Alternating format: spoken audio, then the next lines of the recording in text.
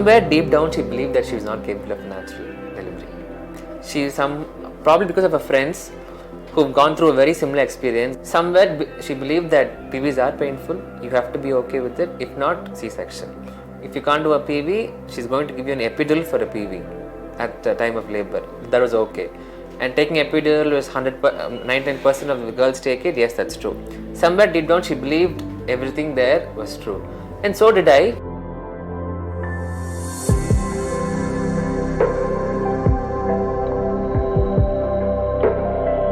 We were consulting at a corporate hospital for the last 10 months.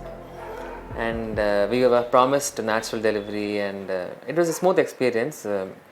But the point was, in the last 2 months, before the last, as in the 2 months prior to the due date, we were told that most of the girls and everybody coming here are taking an epidural. As in, we were open to an epidural because we did not know how it works. And we were also told that she performs an episiotomy, which is again a common practice, and she does it for everybody who comes to her. And then 1 week before her delivery, due date, we had gone for an internal examination, and she seemed a little sensitive to an internal examination. She tried to move, and it didn't happen. Yeah, I was not too comfortable because I've never had a PV done before. I never, God's grace, I never had the need to get a PV done before. And the doctor was like, it's important to check how far your cervix is dilated and how far you are along in the labor process. So while I was mentally prepared for it, it was extremely painful. Like, she attempted to, I did not allow her to. It was extremely painful, and I felt very violated because of the way it was carried out. It was I felt like an animal on a bench, and people were just carrying out these procedures on me. So, and she was pretty upset about it, my doctor. She immediately said I was not cooperating, and if I cannot tolerate even this amount of pain, I had no chance of a natural delivery, a normal delivery, and I will have to opt for a C-section. These are the first words that she said. So exactly at the end of 37th week, we went for an internal examination. And then she's like, okay, so we'll try again. Come next week. And this time I was even more mentally prepared because everybody, including, I actually have a couple of friends who are pregnant currently along with me. And they told that, PVs are painful, but it's normal, you have to get through it. And it's the same thing even my mom said. PVs are painful, you have to get through it. It's what a woman goes through. So I was mentally prepared again, but this time things were different. She had some sort of tool with her, and it was just a very unpleasant experience. I did not allow her to do a PV this time also. We didn't know what was supposed to happen. We didn't know. So we were just like, okay, so now if you don't do one, what's going to happen? Nothing. I'm all okay. I don't have any complications in my pregnancy. You can probably check when I'm in labor. Now there's no need for it. And she's like, no, you're not cooperating. You're not being a good girl. You're not cooperating. This is not going to work out. Okay, then you can either choose between a cesarean or we'll administer an epidural and do a PV for you. And we were shocked because we wanted. It is quite shocking, but it's true. Yeah, and these are the exact words. And my mom was also there with me. This is what she told my mom. She's like, she's very sensitive. Some girls are sensitive like this. She will do well if we give her an epidural, and we will assess her. We will do a PV. This was at the end of 38th week. The first was 37th weekend. Yeah. And that didn't happen. She said, come back again. So 38th week we went. Same thing happens, and then she says C-section is the way to go because you don't seem to be like a girl to handle a natural pain. You can't handle even the smallest of. You're so sensitive. You won't be able to do a natural. When we were reading up about PVs, we came to know that it's a common practice for doctors sometimes to non-consensually do a membrane sweep, which is why the pain arises from. And then they say that pack your bags in the next few days because you'll be in labor, because they know what they're doing, but they don't really tell us what they're doing. So this was one of my other concerns, because if I feel like my baby is not ready to come out, I don't want to go into labor. I'm willing to wait it out for like 41, 42 weeks because I'm completely normal. And we did a little research about PVs and everything, and then we realized that it was not mandatory to get a PV done unless absolutely necessary to know how far along you are in labor. But I wasn't in labor at that point in time. Two things: it's not mandatory, okay, but also that PVs can be a little more gentle, is what we read. But we did not know how far that's true. People say it can be gentle, but only if you insert the fingers, you'll know how hard it is or how to endure the pain. And then we had a talk, just the both of us, saying we've spent 10 months to this particular hospital, almost 10 months, and 3-4 days before due, your mucus plug, or you might be getting into labor any time from now. What do you want to do? Will we feel safe at going to this particular hospital, like even late in the night, and how it's going to get? And to be honest, we've not been in a place where we were helpless and throughout our life, but at that particular point, we were completely helpless, and we say, oh, this is what it feels like, now what do you want to do? And then luckily we just came to consensus that let's just talk to this person. We'll get a second opinion at least. Let's not jump to conclusions, but let's just talk to one person, because we had read thousands of testimonials regarding Vijaya ma'am and Sanctum. So, and then we called the reception, and God's grace, we got an appointment the next day morning. So, okay, let's go for it. But the catch was, in case she had gotten labor pain that the same night, then this wouldn't have been possible. So we're grateful that didn't happen. Yeah. So we came to Vijaya ma'am the next day morning, and we came and narrated the whole incident from top to bottom, saying this is what it is. Now tell us, what we're doing is okay, or what would you suggest? And Vijaya ma'am was kind enough to explain the whole process to us, saying no. First of all, at Sanctum we don't recommend epidurals, which was a shock to us, because you don't, I thought everyone gets it. She's like, no, who said? We don't give epidurals to everybody here unless it's something complicated, or okay. And but you do episiotomy, right? She said, no, we don't do episiotomy also. If you want, we do. If you suggest, as in case there is a major tear which might happen, but we don't suggest that too. And then we're like, oh, okay, this is too much of information. First of all, I didn't force her into this. I just told her, just come and see the place. If you like it, let's go ahead. But she seemed to love it, and she was the first one who turned to me and said, let's go ahead. Let's do it. I was telling her, wait, we'll go home, then we can decide. We still have like 2-3 hours. She said, get back to us by evening or so. She said, no. I have decided, let's just do it here. And she was very kind enough to say, you discuss and get back to us. She said, no, we already discussed. If you say yes, and we just go ahead right away. And it's weird because the day we met her, one day before, my mucus plug had discharged, which means I'm almost going to go into labor anytime. So we had to make the decision really quickly. So when she agreed to meet us, and then she explained everything, and then she said, I'm okay, you let me know if you're okay. And then we were okay immediately. Because the process here was so different compared to what we had experienced at the corporate hospital. Because for them it was like, you get pains, you get admitted, you're on saline, and then you're on pitocin, and then you get an epidural because the pain becomes unbearable, and then you push. And she gives us a new outlook, saying, in case you take an epidural at the start, like how our previous doctor suggested. She says from when you dilate from 3 centimeters to 8 centimeters, there's an epidural, and then they wean it off so that you're able to push. But when they wean it off, it's going to be unbearable pain because you're not used to the pain at all. And there were a few technical things which she mentioned to us, and that took us by shock. We said, oh my God. And then comes the PV story saying she had this, and she said, no, you should be very gentle and very calm. And she said she's very good at it. She'll be able to perform and do an PV so that it doesn't pain. She said it's not required. So she said, I'm not going to touch you because it's something in your head, so I'm not going to touch you unless it's absolutely necessary. So at that point in time, it wasn't necessary. So we came to Sanctum and we agreed to a birth here at 39 weeks and 4 days. Any other couple who probably go to a maternity hospital, they just want the doctor to say, you can do it. It's fine, you'll be able to do it, just go ahead. And we have a team of people who are going to help you out, and we're going to make it happen. And all you have to do is just be brave and let's do it. We didn't get this feeling in the previous hospital. And, we didn't feel safe. We felt violated, and it was just overall just very traumatic. Here it the was day very... she accepted to take us in was literally the happiest day in the last 3 weeks for us. Yeah. The time, because we said, oh, okay, let's go ahead. She's agreed, and we had like I think little blind faith saying she'll take care. We just all we have to do is just go and be like take us in, and we'll cooperate with you because you seem. You make me feel safe. Yeah, she was more like a mom. She was more like a mother. And even though there were thousands of testimonials about how good she is, we just blindly believed her with the way she spoke.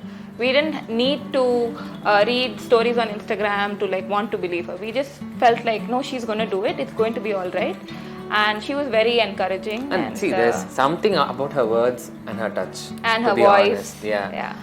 As in, calms us down. The next day when she went into labor, and we called her and we got to this place, and she said, let's do a PV, because to know she in early labor or active labor, but I'm going to be very gentle. Yeah, but this was because I was in labor for like 48 hours at home. So my labor was a long one. So it started very gradually at home. She's like, yeah, this is normal. Just stay at home, eat food. You're surprised that she's saying stay at home, because the previous place or any other article which you read, like, okay, go hospital, and that's how it happens. As soon as you get your pain, let's go. Let's put you on drips. Stay at home. We're like, oh, okay. Watch a movie. Right. Go out for a walk. And then we called her back 8 hours later, saying, ma'am, she's still in pain. No, stay at home. It's okay. Like, ma'am, are you serious? She's having contractions, I think, every 12-13 minutes. She's like, no, that's okay, stay at home. It has to come to 5 minutes. Like, what? 5 minutes? Is it going to take like how many days? Like, no, it's okay, it'll come down. Just stay at home, take a hot shower, and you'll be fine. The following day we came here, and when she finally went to a point where she had to do a PV to know. Yeah, because she felt like the labor is still having its as an on and off contractions. It was really intense at night, but it spaced out during the day. And I had already had my water broken. So she was administering some antibiotics to me. And that evening she said, I think it's time to speed things up because your water has broken and we don't want any infection to the baby. So let's start some natural induction. And that's when we got admitted to Sanctum on a Sunday evening. And we did the exercises that she told us. So the thing is, if water had broken and I was at a corporate hospital, they would have done a C-section that moment and gotten the baby out, instilling fear, saying your heartbeat is down, this is down, that is down. Here, we exactly know what would have happened at that place. Yeah, and it's terrifying to what think had happened here, the water broke, and then she hadn't gotten pains that night. And there they were talking about, what, your dues on May 20th. You want the baby on May 15th? Let us know. We were like, oh, okay. Is it normal? She said, yeah, it's normal. Oh, okay. Because we genuinely did not know that you're supposed to let the baby come out, and Vijay ma'am was kind enough to explain that the body is capable of doing what it has to. And, it'll push out the baby when it has to. You don't have to go and prod the baby and like come out. Yeah. And then after the natural induction, when it came to a point when she performed the PV, she was completely gentle, and I think she took half an hour. Yeah, but it didn't hurt at all. Like, I felt very safe. She took her time, I took my time, and it was completely painless. And I actually called all my friends and told them that. Like, I had a PV done and it was painless, and they were shocked at the experience because that's never heard of. No, at least according to them, no doctor takes the patience and the amount of time to administer a PV. So because I think people take 2 minutes. The previous, she said it's going to take half a minute or 1 minute. But she took, I think, 30-35 minutes just so that she does not feel the pain and discomfort. Yeah. And then after it was done, she said, you're doing very well, and you seem, I think, 5.5 dilated. So 2 days of labor, we felt like there was no progress, but there was actually a lot of progress internally for me. I think we should give credits to Rama Deepthi ma'am also. She was our Rama class instructor, and she was a doula for our birth. Because she was the one who was saying that don't think that there is no progress last 2 days because your body is doing what it has to do. So then we were like, no, she is not able to bear. I said, no, listen, it is doing what it has to. Just listen to the body. And then when Vijay ma'am said, no, you are dilated, and then we were like, oh, Ramadhi ma'am was right. The last 2 days, the body was trying to dilate, and it took its time, but it was gentle and it was doing its job. But there was a time where I lost hope because I've been in labor for like almost 3 days now and I'm just getting fed up. So I was like, give me some painkiller, just give me something, just put me out of this misery. And that's when the nurses who were with me and Ramaditi ma'am and Vijay ma'am, they were all very motivating and they encouraged him to be motivating. And somehow time just passed and I never got that painkiller because I was able to manage it myself.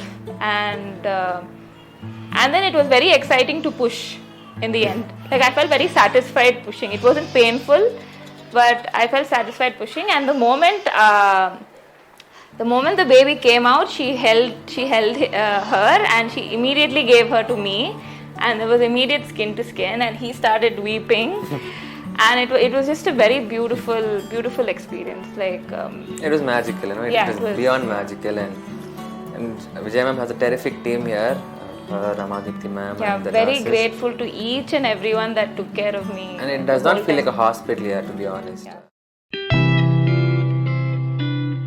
Our families were a little surprised that way. You went into labor in the same room, you gave birth in the same room, you had your stitching up back in the same room. We're like, yes, everything. And you're staying also in the same room only, the same room that you gave birth. They were very shocked. And the decision of coming to Sanctum, we didn't inform our parents. The families were really taken aback because it was the 40th week and all they were like, you know what, if something goes wrong, you're going to be like, yeah, we shouldn't have changed the hospital. We shouldn't have come here. So don't take decisions in haste. Think over it. See, but the two things were, there was no time to think. And second is the time the time span we spent with her, we just felt safe and we say, you know what, it's okay. Things happen for a reason. Let's not think about the first 10 months. Let's think about the next. Literally, because the way she's done it and how it's ended up, she's changed the lives forever. Because she was I think she was completely off about this whole concept of pregnancy. It's going to pain and it's going to be horrible. And because when Vijay asked us that, what do you think of the moment you hear pregnancy? And she screamed pain, like pain. That's what it is, right? But then she said, no, it's not that. There are so many things to it, and she took us one by one through the whole process. So we told our parents that, no, see, this is what it is.